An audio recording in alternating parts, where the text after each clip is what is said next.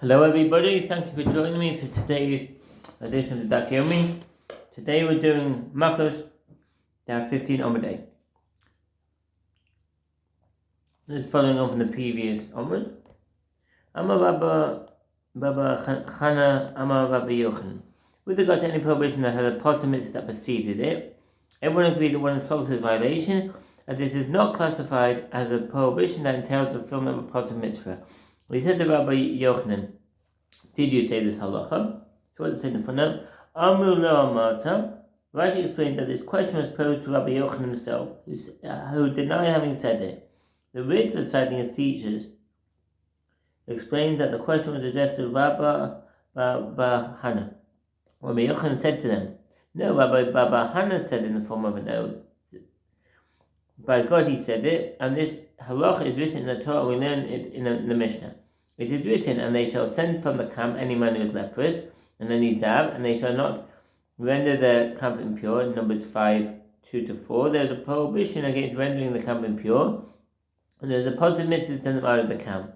Since the positive mitzvah proceeds as independent of the prohibition, one is flogged for the violation of that prohibition, as we learn in the Mishnah among those liable to receive lashes. One who enters the temple while richly impure. Taneina habala mikdash tamei. We learn in the Mishnah, one who would enter the temple while impure. The proof is apparently from the fact that the mitzvah appears in the verse before the prohibition. Even though the prohibition entails the fulfillment of a mitzvah and is rectified by it, and they shall send from the camp any man who is leprous and an izav, remedy the prohibition, and they shall not render the camp impure. It is impossible to fulfill a mitzvah without first violating the prohibition. Ostensibly, this proves that the phrase prohibition that has a positive mitzvah preceded it is referring to the order in which the prohibition and the positive mitzvah appear in the verse, contrary to the explanation of Rashi in 14b. Nevertheless, some commentators note that the possibility exists that a person could unwittingly reduce circumstances beyond his control, become impure within the confines of the temple, in which case he is obligated to fulfill the mitzvah and they shall send from the camp, while he will violate the prohibition only if he chooses to remain in the temple after becoming impure. That's the mitzvah and the Ochel there. The Gemara asks, what is the reason that he retracted his statement and claimed that he did not say it? The Gemara answers, it's due to the fact that the halacha concerning one who rapes a virgin young woman who is required by Torah to marry her, and for whom it is prohibited to divorce as long as he lives, it is difficult for him, as is taught in the Bible, in the case of a rapist who divorced the woman he raped, if he is a non-priest, he remarries her, and he is not flogged for violating prohibition, he may not send away all of his days, Deuteronomy 22:29. And Onesh Shegeresh, a rapist who divorced. One who rapes a virgin is obligated to marry her, and if she and her father consent. If he then divorces her, the court compels him to remarry her. He's not flogged. His prohibition he violated until the fulfillment of a positive mitzvah. If she died before they remarried, or if she was betrothed to another, or if the rapist was a priest for whom it is prohibited to be remarried divorcee, he's flogged for violating the prohibition because he's unable to fulfill the relevant positive mitzvah. And that's when the Rambam say for Noshim, Hilchanava Betula 1:7, Shulchan Even Ezer, and the 7:7:3. If he is a priest, he is flogged for violating the prohibition, and he does not remarry her because it's prohibited for him to marry a divorcee. The Gemara elaborates, if he is a non-priest, he remarries her, and he is not flogged. Why? It is a prohibition that has a positive mitzvah which preceded it. As a positive mitzvah, and she shall be his wife, in Deuteronomy 22:29, preceded the prohibition, he may not send her away, but let him be flogged, since he violated the prohibition by divorcing her. Apparently, one is not flogged, even if a positive mitzvah precedes the prohibition. Ulla says in response, a positive mitzvah in the case of a rapist is not a mitzvah that precedes the prohibition, well, it follows the prohibition and rectifies her. Well, this is referring to a case of one who married his victim and then divorced her. Let the verse not state, and she shall be his wife, in the case of a rapist, and let us derive it by means of a fortiori inference from the case of one who defamed his bride, claiming that she was not a virgin when he consummated the marriage. If, in the case of the defamer, who did not perform an action but sinned through speech, the middle one states, and she shall be his wife, Deuteronomy 22:19, then in the case of rapist performing an action, is it not all the more so that he is obligated to take her as a wife?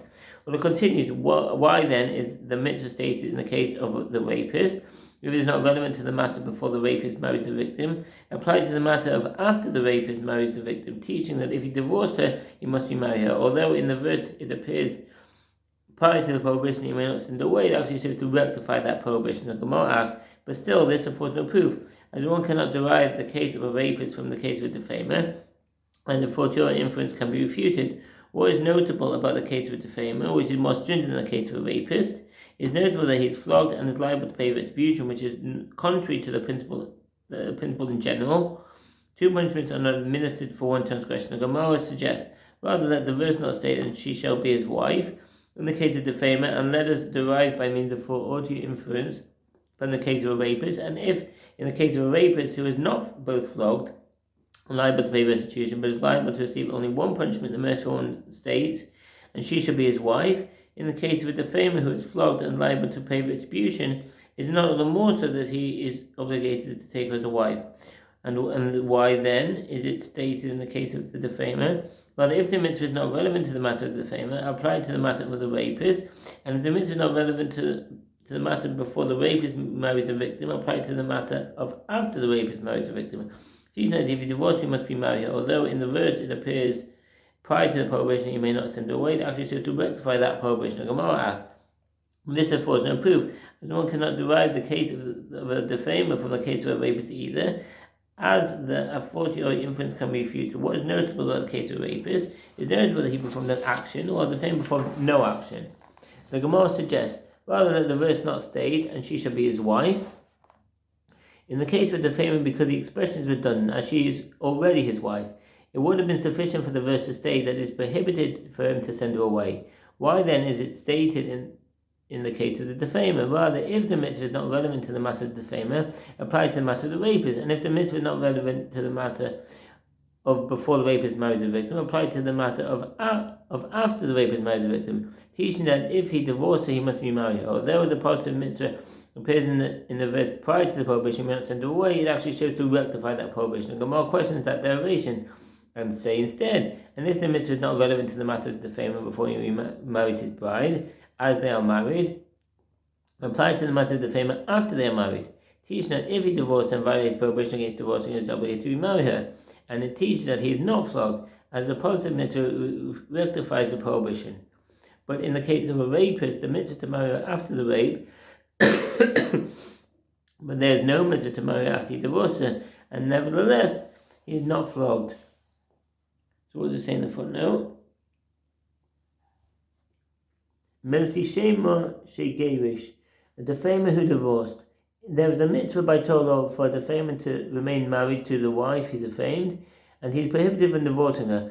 If he divorces her, he violates that prohibition, and the court compels him to remarry, but he is not flogged. Excuse me. If another person betrothed her, or if she dies, or if he is a priest, and it is prohibited for him to remarry her, he is flogged for divorcing her. Rambam Sefer Noshim Hilchot Nara Batula 3-4.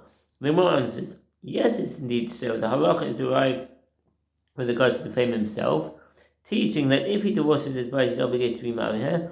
And in the case of a rapist, the rapist comes and is derived from the case of the defamer. The same halacha applies there as well.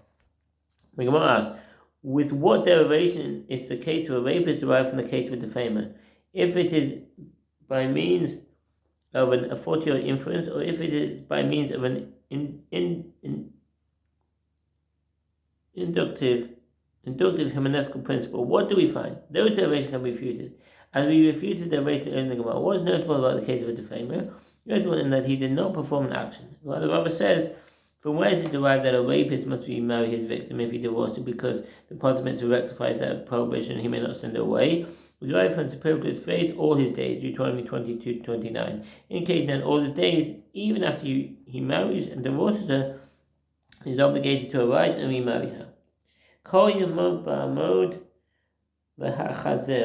There's another source for the mitzvah for a rapist to remarry his victim after he divorces her, and the superfluous phrase all his days.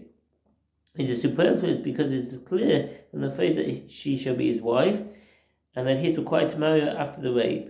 The phrase all his days is the mitzvah entailed by the prohibition, indicating that if he divorces her, he must remarry her. According to the explanation, the case does not present the difficulty to Rabbi Yochanan's principle that one is flogged for violating the prohibition preceded by a positive mitzvah, and is consequently not reliable to the Gemara adds. And likewise, when Rabban came from Eretz Yisrael to Babylonia, When we said that Rabbi Yochanan says all his days he's obligated to revise and remarry her, Rav Papa said to Rava that a question arises with regard to Rabbi Yochanan's statement is that one is flogged for violating a prohibition preceded by a positive mitzvah. But isn't his prohibition dissimilar to the prohibition of muzzling an ox while it is threshing grain? See Deuteronomy 25:4, which is the paradigm for all prohibitions for whose violation one is flogged, as no positive mitzvah stated in conjunction with the prohibition of muzzling.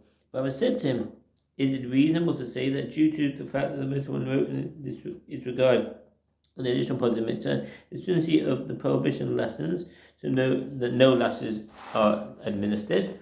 Papa objected to this claim. If so, with regard to a prohibition that entails fulfillment of a positive mitzvah as well, let us say, is it reasonable to say that due to the fact that the mitzvah wrote in its regard an additional positive mitzvah, the stringency of the prohibition lessens, so that no lashes are administered? I would say to him, in that case, the transgressor is not flogged because the mitzvah comes to sever the prohibition from the punishment of lashes. So what does that mean? Letanuke love.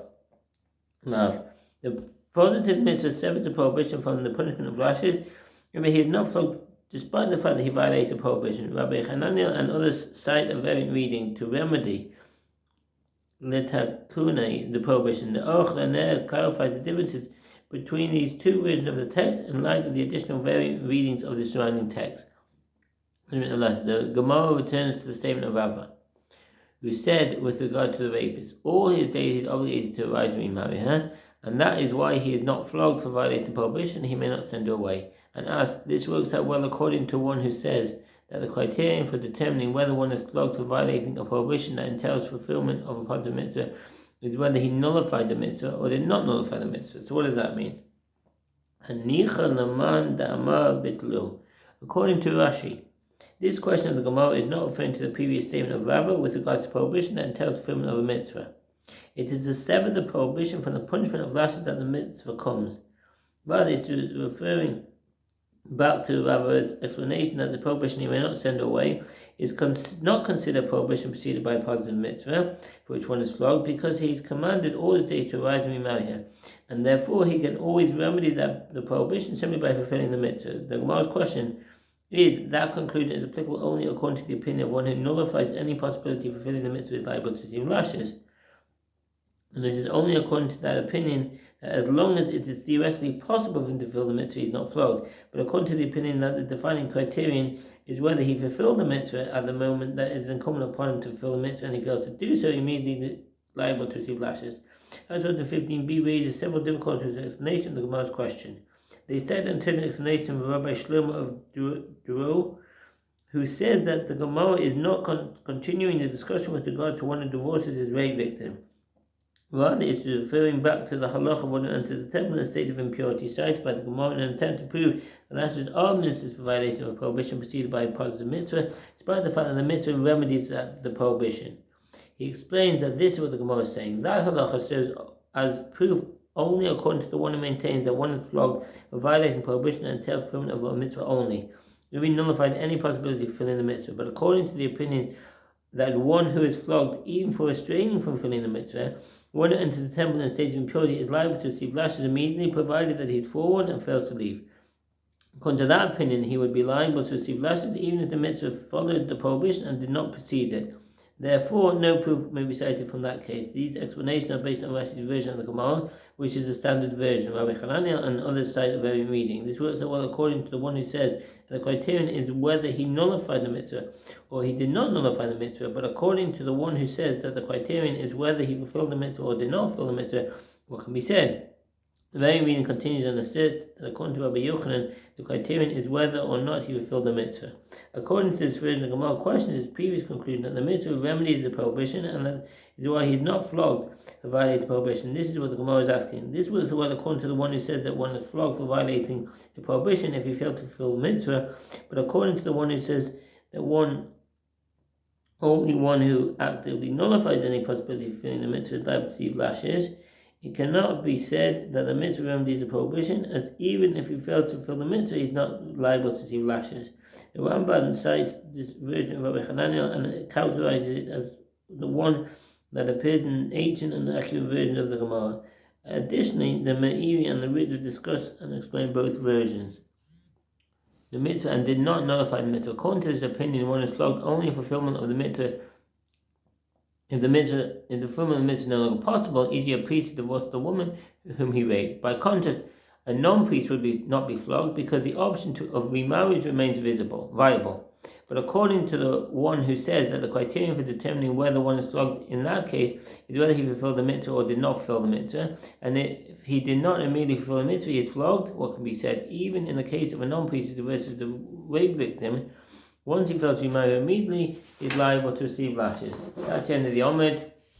Thank you for listening and all the best. Bye.